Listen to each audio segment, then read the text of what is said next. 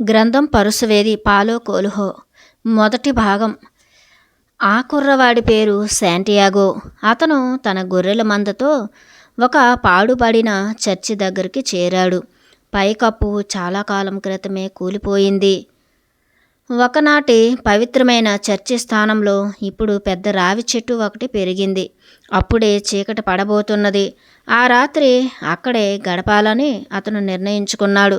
విరిగిపోయిన గేటులో నుంచి గొర్రెలు అన్నింటితో లోపలికి వెళ్ళాడు. రాత్రిపూట అవి మళ్ళీ బయటికి వెళ్లకుండా కొన్ని కర్రలు అడ్డం పెట్టాడు. అక్కడ తోడేళ్ళు లేవు. ఒకసారి ఒక గొర్రె రాత్రిపూట తప్పించుకు వెళ్ళింది. దానిని వెతకటానికి అతను మర్నాడు రోజంతా గడపవలసి వచ్చింది. తన జాకెట్తో నేల ఊడ్చాడు. తను చదివి అప్పుడే పూర్తి చేసిన పుస్తకం ఒకటి తల క్రింద దిండు పెట్టుకుని పడుకున్నాడు. తను ఇంకా పెద్ద పుస్తకాలు చదవాలి అని తనకు తానే చెప్పుకున్నాడు.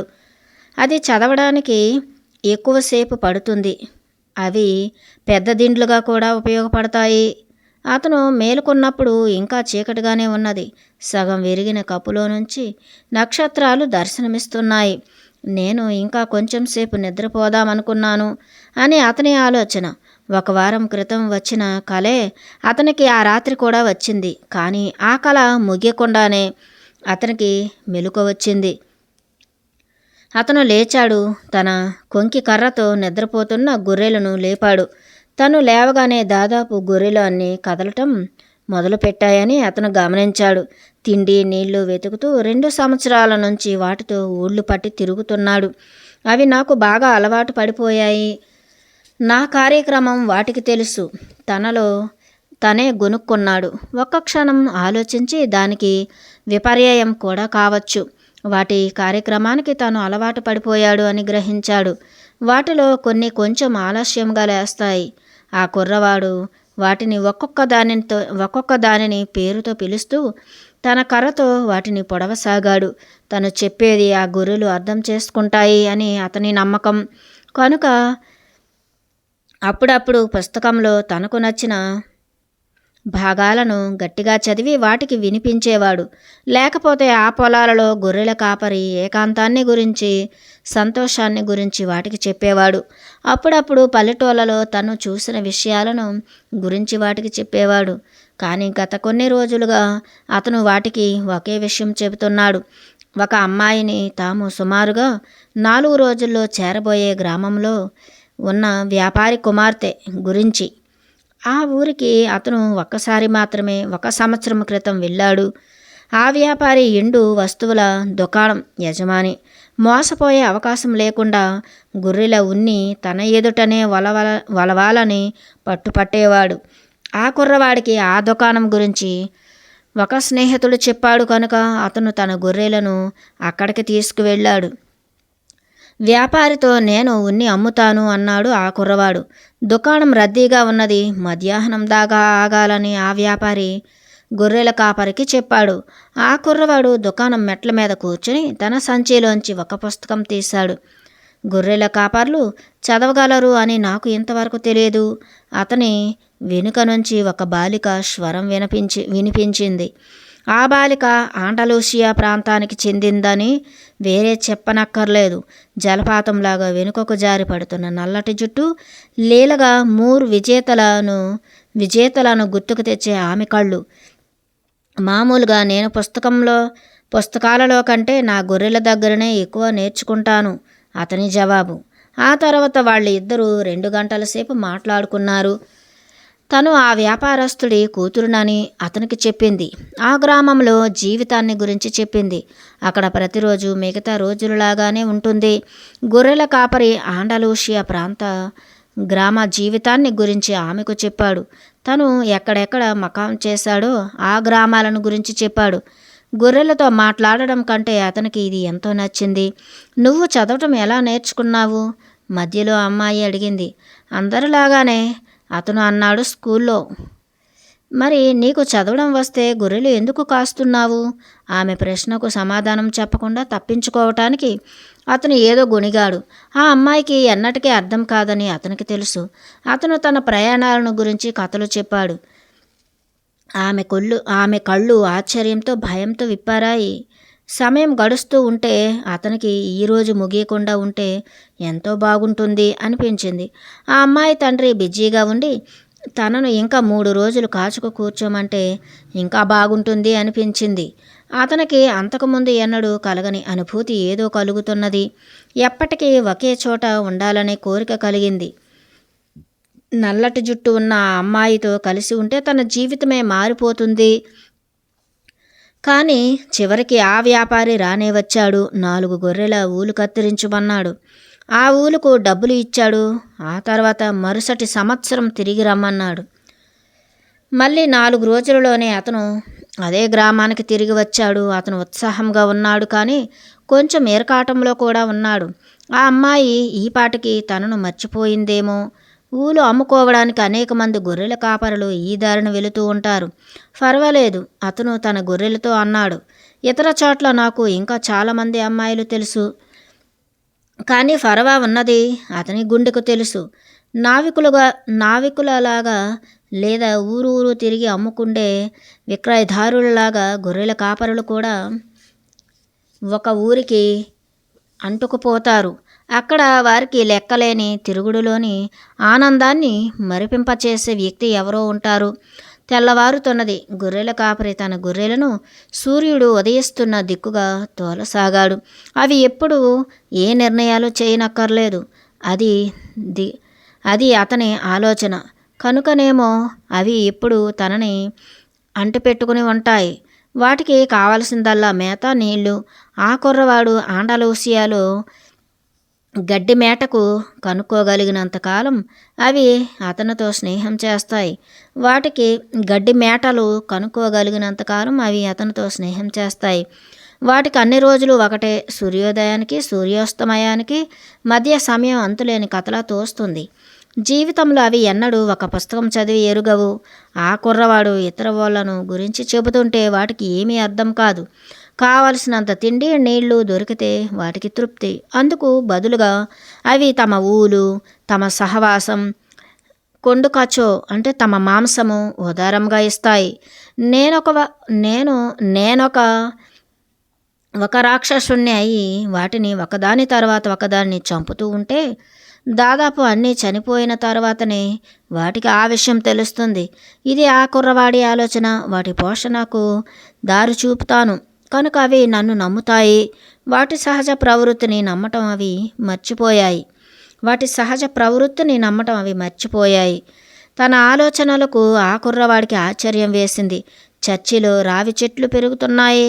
ఇక్కడ భూతాలు, పిశాచాలు ఏమైనా తిరుగుతున్నాయేమో. తనకు అదే కల రెండోసారి వచ్చింది. దానికి తోడు నమ్మకమైన తన సహచరుల మీద తనకు కోపం తెప్పిస్తుంది. గత రాత్రి భోజనంలో మిగిలిన వైన్ కొంచెం సేవించాడు. తన జాకెట్ ఒంటికి దగ్గరగా లాక్కున్నాడు. కొద్ది గంటల్లో సూర్యుడు నడినెత్తికి ఎక్కుతాడు. అప్పుడు ఎండవేడి దుర్భరంగా ఉంటుంది. అప్పుడు తన మందను గడ్డి బేళ్ల మధ్య నడిపించలేడు.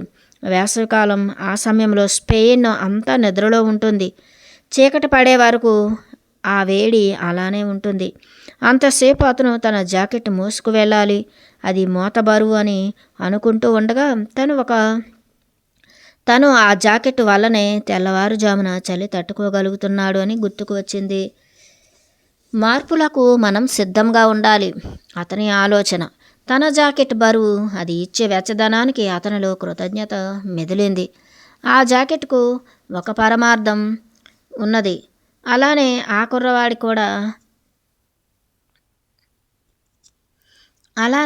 కుర్రవాడికి కూడా ఒక పరమార్థం ఉన్నది. అతని జీవిత పరమార్థం ప్రయాణం చేయటమే.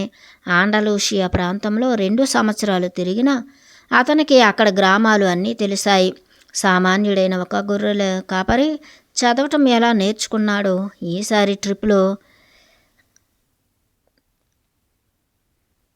ఆ అమ్మాయికి చెప్పాలని అతని ఊహ.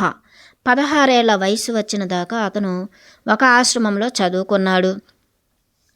తను ఒక ప్రీస్ట్ అయి ఒక సామాన్య రైతు కుటుంబానికి గర్వకారణం కావాలి అని తన తల్లిదండ్రుల కోరిక. ఈ గొర్రెలలాగానే కేవలం తిండి, నీటి కోసం వారు చాలా కష్టపడి పనిచేశారు. తను లాటిన్, స్పానిష్, ధర్మశాస్త్రం చదివాడు. కానీ ఈ ప్రపంచాన్ని గురించి తెలుసుకోవాలి అనేది చిన్ననాటి నుంచి అతని కోరిక. దేవుడిని గురించి, మనిషి పాపాలను గురించి చదవటం కంటే ఇది అతనికి చాలా ముఖ్యంగా తోచింది. తన కుటుంబాన్ని కలుసుకున్న ఒక మధ్యాహ్నం ధైర్యం కూడగట్టుకొని తన కుటుంబాన్ని కలుసుకున్న ఒక మధ్యాహ్నం ధైర్యం కూడగట్టుకొని తనకు ప్రీస్ట్ అవ్వటం ఇష్టం లేదని, తను దీర్ఘయాత్రలు చేయదలుచుకున్నానని తండ్రికి చెప్పాడు. ప్రపంచం నలుదిక్కుల నుంచి జనం ఈ ఊరికి వచ్చి వెళ్ళారు నాయనా, అతని తండ్రి అన్నాడు. వారు కొత్త విషయాలు ఏవో శోధించుతూ ఇక్కడికి వస్తారు. కానీ వారు వచ్చినప్పుడు ఎలా ఉన్నారో వెళ్ళేటప్పుడు కూడా అలాగే ఉన్నారు. కోట చూడడానికి వారు కొండ ఎక్కుతారు. కానీ దిగి వచ్చేసరికి ఇప్పటికంటే గతమే మేలుగా ఉండేదని వారి ఆలోచన. వారి జుట్టు ఎర్రగా ఉంటుంది, చర్మం నల్లగా ఉంటుంది. కానీ ముఖ్యంగా వారు కూడా ఇక్కడ నివసించే వారి వంటి వారే. కానీ నాకు వారు నివసించే గ్రామాలలో కోటలు చూడాలని ఉంది. ఆ కుర్రవాడు తన మనసులో మాట చెప్పాడు. వారు మన ప్రాంతం చూసినప్పుడు ఇక్కడే ఉండిపోవాలి అనిపిస్తుంది అంటారు. తండ్రి అన్నాడు. కావచ్చు, కానీ నాకు వారి ప్రాంతం, వారి జీవన విధానం చూడాలని ఉంది. కొడుకు సమాధానం. ఇక్కడికి వచ్చేవారంతా డబ్బు ఉన్నవారు, ప్రయాణాల మీద ఖర్చు పెట్టగల స్తోమత ఉన్నవారు, అతని తండ్రి అన్నారు. మనలో గొర్రెల కాపర్లు మాత్రం ప్రయాణాలు చేస్తారు. అయితే నేను గొర్రెల కాపరి అవుతాను అని అన్నాడు కొడుకు. అతని తండ్రి ఇంకా ఏమీ మాట్లాడలేదు. మర్నాడు ఆయన ఒక చిన్న సంచి ఇచ్చాడు. అందులో 3 స్పానిష్ బంగారు నాణేలు ఉన్నాయి. ఇవి నాకు పొలాలలో దొరికాయి. నీకు వీటిని వారసత్వంగా ఇద్దామనుకున్నాను. వీటితో గొర్రెల మందను కొనుక్కో, గడ్డి భూముల వెంట వెళ్ళు. ఏదో ఒకనాడు మన గ్రామమే అన్నిటికంటే మేలైనదని, మన ఆడవాళ్లే అందరికంటే అందమైన వాళ్ళని తెలుసుకుంటావు. ఆయన కుర్రవాడిని ఆశీర్వదించాడు. తనకు కూడా శక్తి ఉంటే ప్రయాణం చేయాలి అనే కోరిక తండ్రి కళ్ళల్లో ఆ కుర్రవాడు గమనించాడు. ఆ కోరిక ఆయనలో ఇంకా సజీవంగా ఉన్నది. తినడానికి ఆహారం, తాగడానికి నీటి కోసం అవస్థపడుతూ జీవితంలో ప్రతి రాత్రి ఒకే చోట నిద్రపోతూ ఆయన తన కోరికను సమాధి చేయవలసి వచ్చింది. నింగి నేల కలిసే చోట ఆకాశం ఎర్రబారింది. హఠాత్తుగా సూర్యుడు దర్శనమిచ్చాడు. ఆ కుర్రవాడు తన తండ్రితో జరిగిన సంభాషణ నెమరవేశాడు. అతనికి సంతోషం వేసింది. అప్పటికే అతను చాలా కోటలు చూశాడు, చాలామంది స్త్రీలను కలిశాడు. కానీ తన కోసం కాచుకొని ఉన్న ఆమెతో ఎవరూ సరిపోలరు. అతని సొంతానికి ఒక జాకెట్ ఉన్నది, మారు బేరానికి అనుగా ఒక పుస్తకం ఉన్నది, వాటికి తోడు ఒక గొర్రెల మంద ఉన్నది. కానీ అన్నిటికంటే ముఖ్యంగా అతను తన కలగన్న జీవితం సాధించగలుగుతున్నాడు. ఈ ఆండలూషియా బేళ్లతో విసుగు పుట్టితే తన గొర్రెలను అమ్మివేసి సముద్ర ప్రయాణం చేయవచ్చు. సముద్ర ప్రయాణం చాలు అనిపించేసరికి తను ఇతర నగరాలు, ఇతర స్త్రీలు, ఆనందానికి ఇంకా అవకాశాలు తెలుసుకుంటాడు. సూర్యోదయం చూస్తూ తను అక్కడే పాఠశాలలో ఉంటే దేవుడు కనపడేవాడు కాదు అనుకున్నాడు. వీలైనప్పుడల్లా అతను ఒక కొత్త బాట నడిచాడు. ఆ ప్రాంతంలో చాలాసార్లు తిరిగినా అతను ఆ పాడుబడిన చర్చికి ఎన్నడూ రాలేదు. ఈ ప్రపంచం విశాలం, అనంతం. తన గొర్రెలను వాటి దారిన వాటిని వదిలితే తనకు కొత్త కొత్త విషయాలు తెలుసుకునే అవకాశం కలుగుతుంది. విచిత్రం ఏమిటంటే ప్రతిరోజు ఒక కొత్త దారిన నడుస్తున్నట్లు వాటికి తెలియదు. ఈ బీళ్లు కొత్తవి అని, ఋతువులు మారుతున్నాయని అవి గమనించలేదు. వాటికి కావలసిందల్లా తిండి, నీళ్లు. బహుశా మనము అందరము అంతేనేమో అతనికి అనిపించింది. నేను కూడా ఆ వ్యాపారి కుమార్తెను కలుసుకున్న తర్వాత ఇతర స్త్రీలను గురించి ఆలోచించలేదు. సూర్యుడిని చూసి మధ్యాహ్నం లోపల తను తరీఫా గురించి ఆలోచించలేదు. సూర్యుడిని చూసి మధ్యాహ్నం లోపల తను తరీఫా చేరగలడు అనుకున్నాడు. అక్కడ తన పుస్తకం మార్చి మరొక భారీ పుస్తకం తీసుకుంటాడు. మదిరా పాత్ర నింపుకుంటాడు. తల పని చేయించుకుని గడ్డం చేసుకుంటాడు. ఆ అమ్మాయిని కలుసుకోవడానికి తను తయారు కావాలి. తనకంటే ముందు మరింత పెద్ద గొర్రెల మందతో మరొక గొర్రెల కాపరి వచ్చి ఆమె సహచర్యం అడిగి ఉంటారు అనే సంభవాన్ని గురించి అతను ఆలోచించదలుచుకోలేదు. కలలు నిజం కావటమే జీవితంలో ఆసక్తికరమైన విషయమని అతని ఆలోచన. ఒకసారి సూర్యుడు ఎక్కడ ఉన్నాడో గమనించి నడక వేగం పెంచాడు. తరీఫాలో కలలో అర్థం చెప్పే ఒక ముసలావిడ ఉన్నది అని అతనికి హఠాత్తుగా గుర్తు వచ్చింది. ఆ ముసలావిడ ఆ కుర్రవాడిని తన ఇంటి వెనుక ఉన్న ఒక గదికి తీసుకువెళ్ళింది. ముందరి గదికి వెనుక గదికి మధ్య రంగు పూసల తెర ఒకటి వేలాడుతున్నది. ఆ గదిలో సామాను ఒక బల్ల, జీసస్ పవిత్ర హృదయం. ఆ గదిలో సామాను ఒక బల్ల, జీసస్ పవిత్ర హృదయం, 2 కుర్చీలు. ఆ స్త్రీ తాను కూర్చొని అతనిని కూడా కూర్చోమని చెప్పింది. అప్పుడు అతని 2 చేతులు తన చేతుల్లోకి తీసుకుని మౌనంగా ప్రార్థించటం మొదలుపెట్టింది. అది ఒక జిప్సీ ప్రార్థనలాగా ధ్వనించింది. ఆ కుర్రవాడికి అప్పటికే జిప్సీలతో మార్గంలో అనుభవం ఉన్నది. వాళ్ళు కూడా తనలాగే ప్రయాణిస్తూ ఉండేవారు. కాకపోతే వారికి గొర్రెల మందలు లేవు. జిప్సీలు ఎదుటివారిని మోసం చేసి జీవిస్తారని అంటారు. వారికి పిశాచాలతో ఏదో ఒప్పందం ఉన్నదని వదంతి. వాళ్ళు చిన్నపిల్లలను ఎత్తుకుపోయి తమ బానిసలుగా చేసుకుంటారని మరొక పుకారు. ఆ కుర్రవాడికి తనను ఎవరైనా జిప్సీలు ఎత్తుకుపోతారేమో అని చిన్నప్పుడు విపరీతమైన భయం ఉండేది. ఆవిడ అతని చేతులు తన చేతుల్లోకి తీసుకున్నప్పుడు ఆ కుర్రవాడిలో చిన్ననాటి భయం తిరిగి తలెత్తింది. కానీ అక్కడ జీసస్ పవిత్ర హృదయం ఉన్నది కదా అని అతను తనను సమాధానపరుచుకున్నాడు. తన చేతులు వణికి తను భయపడుతున్నట్లు ఆ ముసలావిడికి తెలియకూడదు అని అతను భావన. అతను మౌనంగా అవర్ ఫాదర్, మన తండ్రి ప్రార్థన ఒకటి జపించాడు. చాలా విచిత్రంగా ఉన్నది అన్నది ఆ ముసలావిడ. చాలా విచిత్రంగా ఉన్నది అన్నది ఆ ముసలావిడ. ఆ కుర్రవాడి చేతులు కన్నార్పకుండా చూస్తూ ఆవిడ మౌనం వహించింది. ఆ కుర్రవాడు భయపడసాగాడు.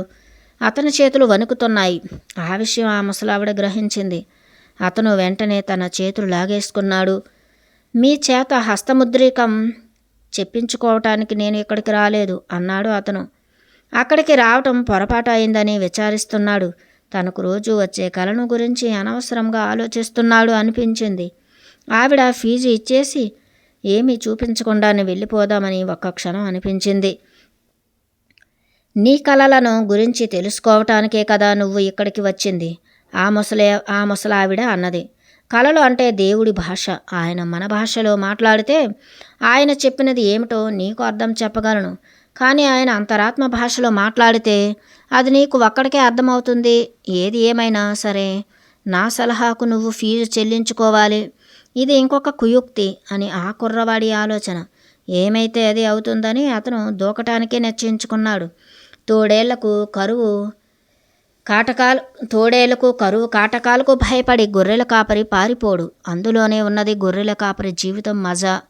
అదే కల నాకు 2 సార్లు వచ్చింది అతను చెబుతున్నాడు.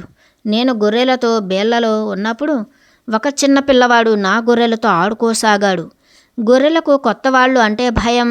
అందుకే ఎవరైనా అలా చేస్తే నాకు నచ్చదు. కానీ చిన్నపిల్లలు మాత్రం వాటిని భయపెట్టకుండా వాటితో ఆడుకోగలరు. అది ఎలాగో నాకు తెలియదు.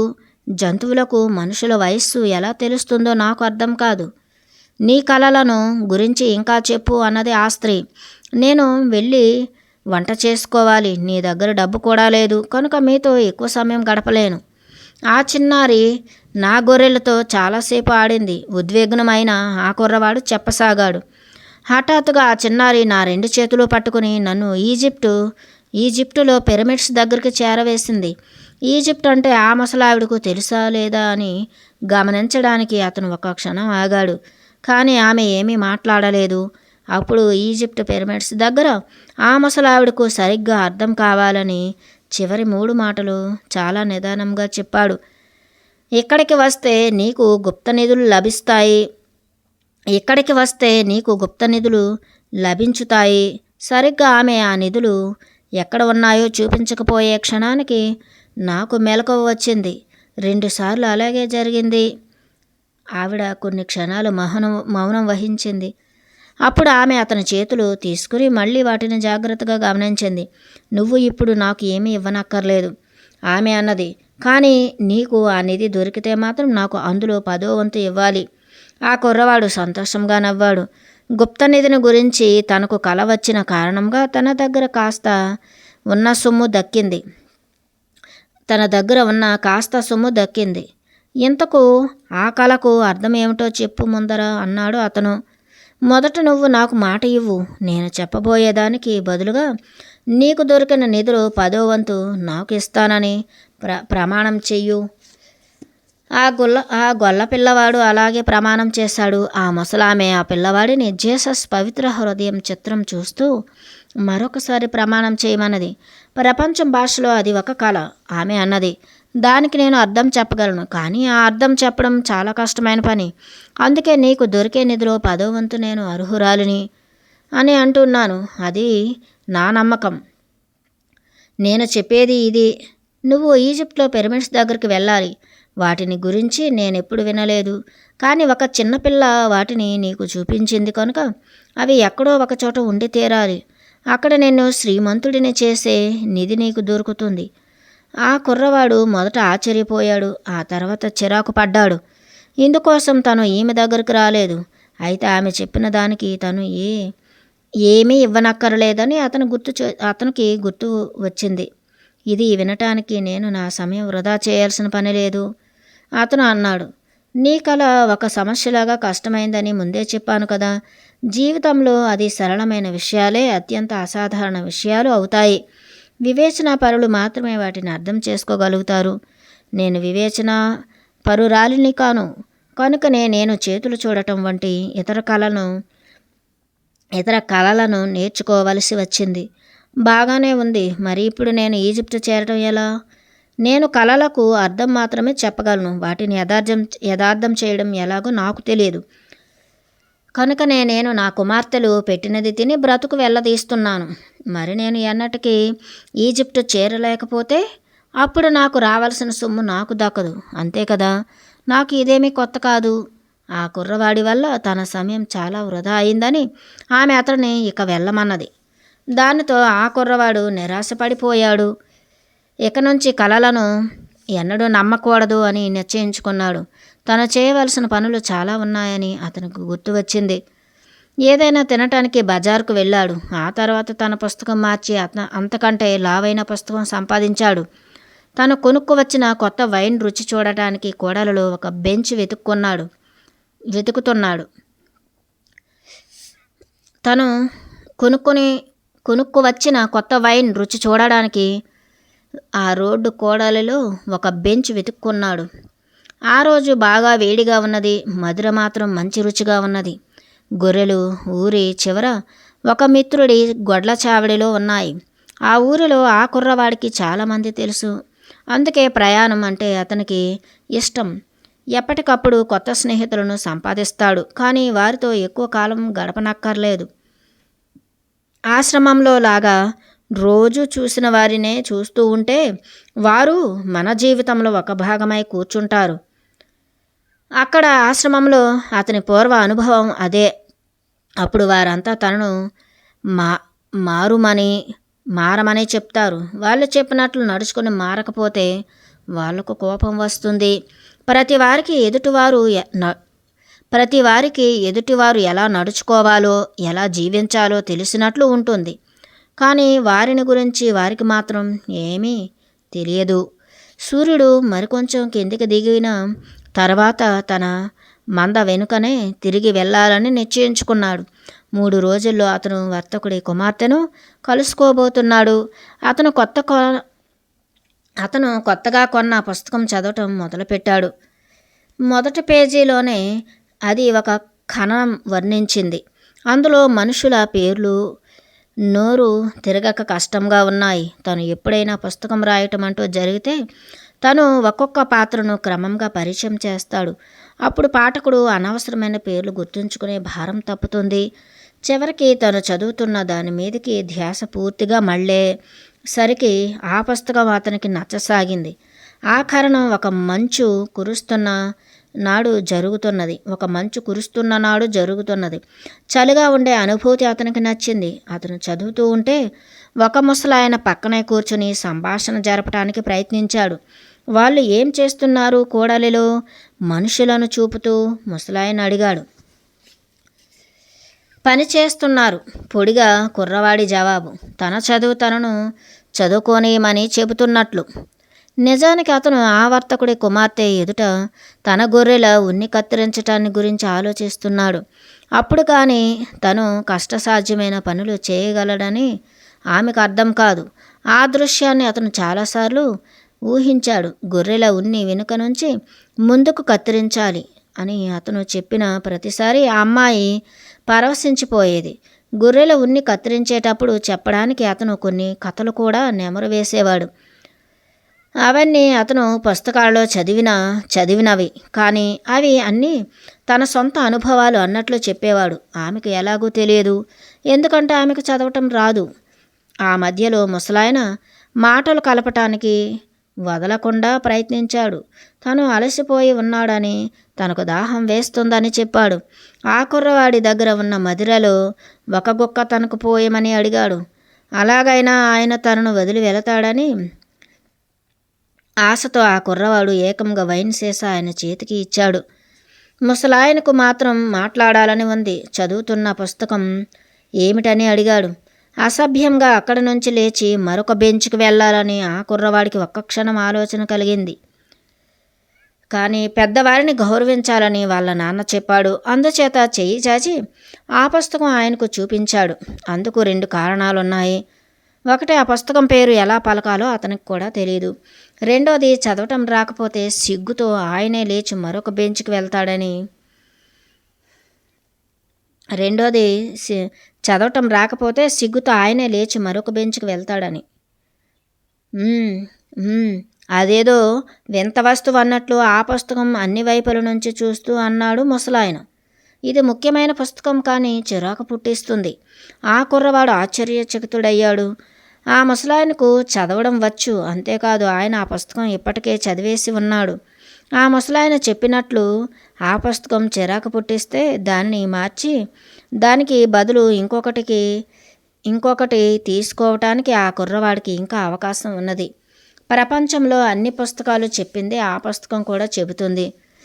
ముసలాయన చెప్పటం కొనసాగించాడు. ఆ పుస్తకం గమ్యాన్ని తెలుసుకోవటంలో మనుషులు అసమర్థతను వర్ణిస్తుంది. ఆ పుస్తకం గమ్యాన్ని తెలుసుకోవడంలో మనుషుల అసమర్థతను వర్ణిస్తుంది. ప్రతి ఒక్కరూ ఈ ప్రపంచం చెప్పే అతిపెద్ద అబద్ధాన్ని నమ్ముతారు అని చెప్పడంలో ముగించుతుంది. ఈ ప్రపంచం చెప్పే మహా అబద్ధం ఏమిటి? ఆశ్చర్యంతో ఆ కుర్రవాడు అడిగాడు. మన జీవితంలో ఏదో ఒక దశలో మనకు జరిగే దాని మీద నియంత్రణ కోల్పోతాం. మన జీవితాలు విధి చేతిలో కీలుబొమ్మలు అవుతాయి. అదే ఈ ప్రపంచం చెప్పే మహా అబద్ధం. నాకు ఎన్నడూ అలా జరగలేదు, ఆ కుర్రవాడు అన్నాడు. నన్ను అందరూ ప్రీస్ట్ కావాలన్నారు, కానీ నేను గొర్రెల కాపరిని అవటానికి నిశ్చయించుకున్నాను. చాలా మంచిది, ముసలాయన అన్నాడు. నీకు దేశాటనం అంటే ఇష్టం కనుక. నా మనసులో మాట ఆయనకు తెలుసు. ఆ కుర్రవాడు మనసులో అనుకున్నాడు.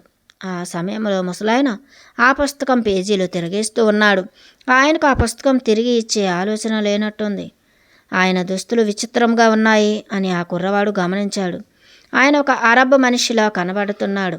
ఈ ప్రాంతాలలో అది విశేషం ఏమీ కాదు. తరీఫా నుంచి ఆఫ్రికా కొద్ది దూరంలోనే ఉన్నది. మధ్యలో ఉన్న జల సంధి బోటు మీద దాటవచ్చు. ఆ నగరంలో అరబ్బులు చాలా చోట్ల షాపింగ్ చేస్తూ రోజులో అనేకసార్లు తమ విచిత్రమైన ప్రార్థనలు స్మరిస్తూ కనపడుతూ ఉంటారు. మీరు ఎక్కడి నుంచి వస్తున్నారు? ఆ కుర్రవాడు అడిగాడు.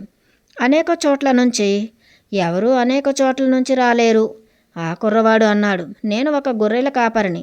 నేను చాలా చోట్ల తిరిగాను, కానీ నేను వచ్చేది మాత్రం ఒక చోటు నుంచే, పాతకాలపు కోట దగ్గర ఉండే నగరం నుంచి. నేను పుట్టింది కూడా అక్కడే. సరే, అయితే నేను సేలంలో పుట్టాను అని చెప్పవచ్చు. సేలం ఎక్కడ ఉందో వాడికి తెలియదు. తనకు తెలియదు అని అనుకుంటారేమోనన్న భయంతో అతను ఆ విషయం అడగలేదు. కొంతసేపు ఆ కోడలి దగ్గర కనబడుతున్న మనుషులను చూస్తూ ఉన్నాడు. వాళ్ళు అందరూ అటు ఇటు తిరుగుతూ ఉన్నారు. అందరూ చాలా బిజీగా ఉన్నట్లు కనబడుతున్నారు. మరి సేలం ఎలా ఉంది? ఏదో ఒక క్లూ సంపాదించే ప్రయత్నంలో అతను అడిగాడు. ఎప్పటిలాగానే ఉంది. అతనికి ఏమీ అంతు చిక్కలేదు. కానీ సేలం ఆండలూసియాలో మాత్రం లేదని అతనికి తెలుసు. ఉంటే అతనికి తెలిసి ఉండేది. సేలంలో మీరు ఏం చేస్తుంటారు? పట్టు వదలకుండా ప్రశ్నించాడు. సేలంలో నేను ఏం చేస్తూ ఉంటానా? ఆ ముసలాయన నవ్వాడు. సేలంకు నేనే రాజును. మనుషులు విచిత్రంగా మాట్లాడుతారు అనిపించింది ఆ కుర్రవాడికి. అప్పుడప్పుడు గొర్రెలతోనే ఉంటే మెరుగు. అవి అయితే ఏమీ మాట్లాడు.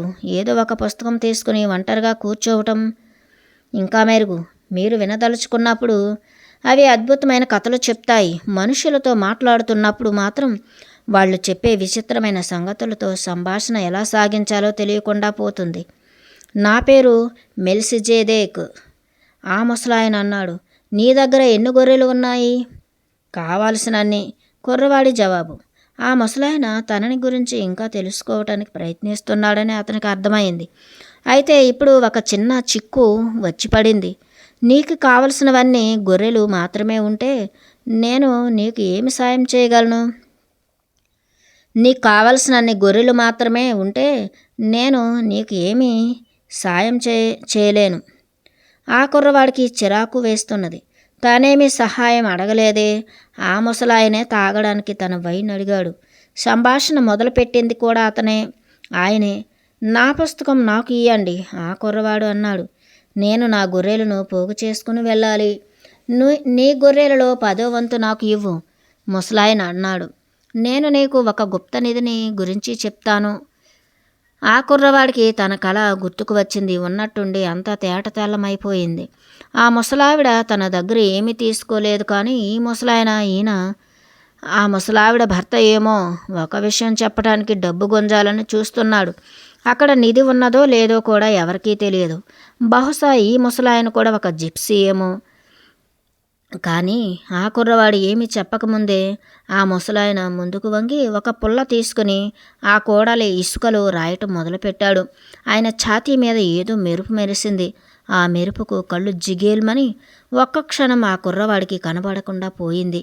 ఆ వయసు వాళ్ళు ఊహించలేని వేగంతో దాన్ని ఆయన తన అంగవస్త్రంతో మూసివేశాడు. చూపు సరిగా వచ్చిన తర్వాత ఇసుకలో ఆ ముసలాయన రాసింది ఆ కుర్రవాడు చదవగలిగారు. ఆ చిన్న నగరం కోడలి ఇసుకలో ఆ కుర్రవాడు తన అమ్మ నాన్నల పేర్లు, తను చదువుకున్న స్కూలు పేరు చదివాడు. ఆ వర్తకుడి కుమార్తె పేరు కూడా అక్కడ ఉన్నది. అతనికి అది అంతవరకు తెలియదు. అంతేకాక తను ఎవరికీ చెప్పని విషయాలు కూడా చదివాడు. నేను సేలం రాజును, ముసలాయన అన్నాడు. ఒక రాజుకు ఒక గొర్రెల కాపరితో మాట్లాడవలసిన అవసరం ఏమొచ్చింది? ఆశ్చర్యంతో ఇరకాటంతో ఆ కుర్రవాడు అడిగాడు. కారణాలు చాలా ఉండవచ్చు, కానీ ప్రస్తుతానికి అతి ముఖ్యమైనది ఏమిటంటే నీ అదృష్టాన్ని వెతకటంలో నువ్వు కృతకృత్యుడివి అయ్యావు. అదృష్టం అంటే ఏమిటో ఆ కుర్రాడికి తెలియదు. ఇంతకాలం నువ్వు వెతుకుతున్నది అదే. చిన్నప్పుడు ప్రతివారికి వారి అదృష్టం ఏమిటో తెలుసు. జీవితంలో ఆ సమయంలో అంతా స్పష్టంగా ఉంటుంది. ప్రతిదీ సాధ్యం అనిపిస్తుంది. వాళ్ళు కలలు కనటానికి భయపడరు. జీవితంలో తమకు కావలసినదంతా సిద్ధించాలని తపన పడతారు. కానీ వారి అదృష్టాన్ని కనుక్కోవటం అసాధ్యమని ఒక రహస్య శక్తి కాలక్రమేణా వారికి నచ్చచెప్పటం మొదలు పెడుతుంది. ఆ ముసలాయన చెబుతున్నది ఏమీ ఆ కుర్రవాడి బుర్రలోకి ఎక్కడం లేదు. కానీ ఆ రహస్య శక్తి ఏమిటో తెలుసుకోవాలని వాడి కోరిక. ఆ విషయం వింటే వర్తకుడి కుమార్తె మెచ్చుకుంటుంది. అది విముఖంగా కనిపించే ఒక శక్తి, కానీ అదృష్టాన్ని సాధించటానికి అది దారి చూపుతుంది. అది నీ స్ఫూర్తిని, నీ సంకల్పాన్ని అందుకు సిద్ధం చేస్తుంది. ఎందుకంటే ఈ భూమి మీద ఒక పరమ సత్యం ఉన్నది. మీరు ఎవరైనా సరే, మీరు ఏం చేస్తున్నా సరే, మీరు నిజంగా ఏదైనా కావాలి అని అనుకుంటున్నారు అంటే ఆ కోరిక ఈ విశ్వం ఆత్మలో నుంచి బయలుదేరిందన్నమాట. ఈ భూమి మీద అదే మీ పరమార్థం. దేశాటనం చేయటం,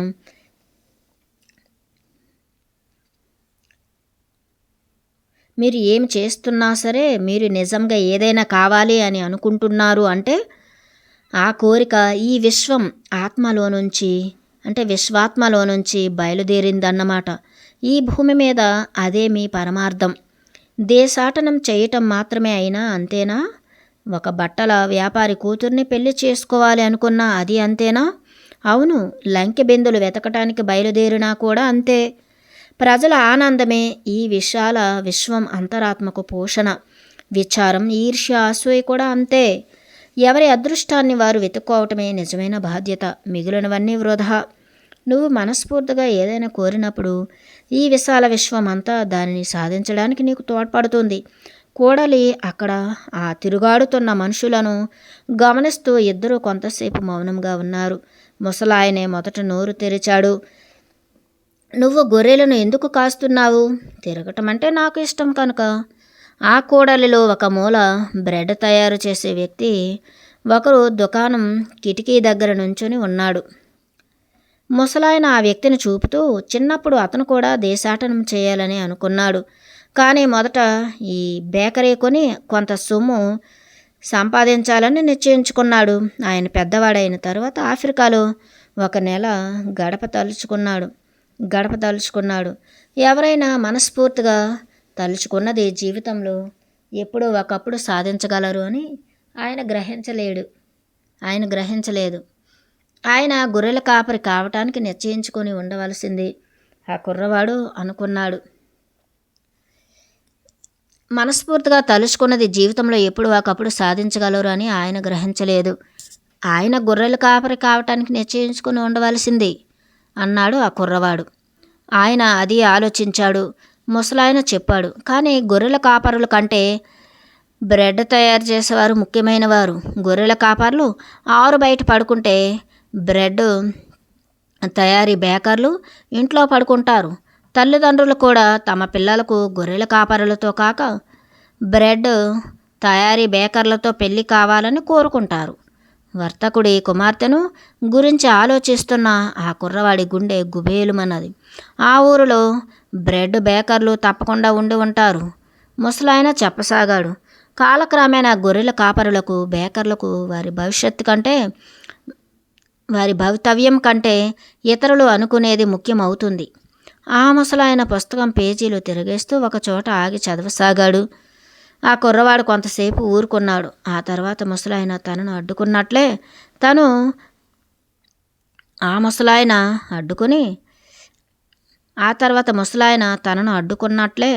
తను కూడా ఆ ముసలాయనను అడ్డుకొని, ఇదంతా నాకు ఎందుకు చెబుతున్నారు అని అడిగాడు. నువ్వు నీ గమ్యం తెలుసుకోవడానికి ప్రయత్నిస్తున్నావు కనుక. ప్రస్తుతం నువ్వు అంతా వదిలివేసే స్థితిలో ఉన్నావు. అప్పుడే మీరు కనపడి కలుగు చేసుకుంటారా? ఎప్పుడూ ఇలా జరగదు. కానీ నేను కొన్నిసార్లు ఏదో ఒక రూపంలోనూ, ఒక భావంగానో దర్శనమిస్తాను. కొన్ని క్లిష్ట సమయాలలో పనులు సులభంగా జరిగేట్లు చేస్తాను. నేను చేసేవి ఇంకా ఉన్నాయి, కానీ అది చేసింది నేనేనని సాధారణంగా ప్రజలు గ్రహించరు. 1 వారం క్రితం ఒక గనిలో పనిచేసే కార్మికుడికి తను ఒక రాయి రూపంలో కనిపించానని ఆ ముసలాయన చెప్పాడు. మరకత మణులు అన్వేషణలో ఆ కణకుడు మిగిలినవన్నీ వదిలివేశాడు. 5 సంవత్సరాలుగా అతను ఒక నది ఒడ్డున శోధన చేస్తున్నాడు. మరకత మణుల అన్వేషణలో అతను లక్షలాది రాళ్లను పరీక్షించాడు. ఆ కణకుడు ఇంకొక రాయి, ఒకటంటే ఒకటే రాయి పరీక్షించి ఉంటే అతనికి కావలసిన మరకతమణి దొరికేది. కానీ ఆ క్షణంలోనే అతను సర్వం వదులుకునే స్థితిలో ఉన్నాడు. తన అదృష్ట పరీక్షలో ఆ కనకుడు సర్వము త్యాగం చేసి ఉన్నాడు. కనుక ఆ ముసలాయన అందులో జోక్యం కలిగించుకోదలుచుకున్నాడు. ఆయన తను ఒక రాయిగా మారి ఆ కనకుడి కాళ్ళ దగ్గరికి దొర్లి వచ్చాడు. 5 ఏళ్లుగా తనలో కూడగట్టుకుని ఉన్న కోపము, నిరాశ, నిస్పృహతో అతను ఆ రాయిని చేత తీసుకుని విసిరివేశాడు. కానీ అతను విసిరిన విసురుకు ఆ రాయి వెళ్ళి మరొక రాయికి తగిలింది. ఆ 2వ రాయి పగిలిపోయింది. ఆ పగిలిన రాతిలో ప్రపంచంలోకెల్లా అత్యంత సుందరమైన మరకతమణి ఒదిగి ఉన్నది. ప్రజలు లేత వయసులోనే తమ జీవితానికి పరమార్థం తెలుసుకుంటారు. ఒక విధమైన నిర్లిప్తతతో ముసలాయన అన్నాడు. అందుకేనేమో చిరుప్రాయంలోనే వాళ్ళు తమ ప్రయత్నాలు విరమిస్తారు. కానీ అది అంతే. ఆయన ఒక గుప్త నిధిని గురించి చెప్పిన విషయం ఆ కుర్రవాడు ముసలాయనకు గుర్తు చేశాడు. నీటి ప్రవాహం ఒరవడి వల్ల నిధి బయటపడుతుంది. అదే ఒరవడి వల్ల నిధి పూడుకుపోతుంది. ముసలాయన చెప్పాడు. నిధిని గురించి తెలుసుకోవాలంటే నీ మందలో 10వ వంతు నాకు ఇవ్వాలి. నా నిధిలో 10వ వంతు అయితే ముసలాయన ఒక విధమైన నిరాశ కనపరిచారు. నీ దగ్గర లేనిది ఇస్తానని మాట ఇస్తే దానికోసం శ్రమించే నీ శక్తి ఉడిగిపోతుంది. ఆ జిప్సీకి తనకు దొరికిన సంపదలో 10వ వంతు ఇస్తానన్నమాట చెప్పాడు ఆ కుర్రవాడు. అటువంటి పనులు చేయించడంలో జిప్సీలు సమర్థులు. ముసలాయన నిట్టూర్చాడు. జీవితంలో ప్రతిదానికి ఒక ఖరీదు ఉంటుంది అని నువ్వు చిన్నతనంలోనే నేర్చుకున్నావు. అది నీ మంచికే. క్రాంతి యోధులు బోధించడానికి ప్రయత్నించేది కూడా ఇదే. ముసలాయన ఆ కుర్రవాడికి పుస్తకం తిరిగి ఇచ్చేశాడు. రేపు ఇదే సమయానికి నీ మందలో 10వ వంతు తెచ్చి నాకు ఇవ్వు. ఆ గుప్తనిధి కనుక్కోవటం ఎలాగో నీకు చెప్తాను. Good afternoon. ఆ కోడలి మూల తిరుగుడున ఆయన మాయమయ్యాడు.